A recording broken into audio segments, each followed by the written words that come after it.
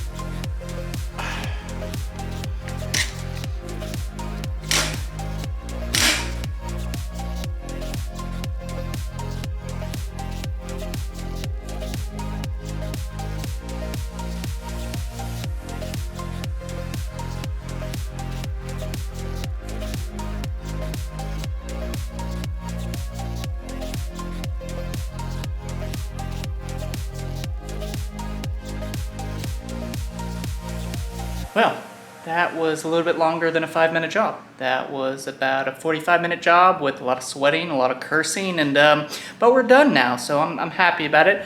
The foot pegs are awesome. They feel great. They're super grippy, and I like how they had the adjustment notches, so I know exactly what angle they're at. But I think this small upgrade is going to make a really big difference. I'm excited to get this thing out and go riding with it and test it with actually my riding boots, but it's going to be a world of difference. I already know it. If you like this content, make sure to subscribe, leave a comment, leave a like. It really helps the algorithm find me. But until next time, see you guys later.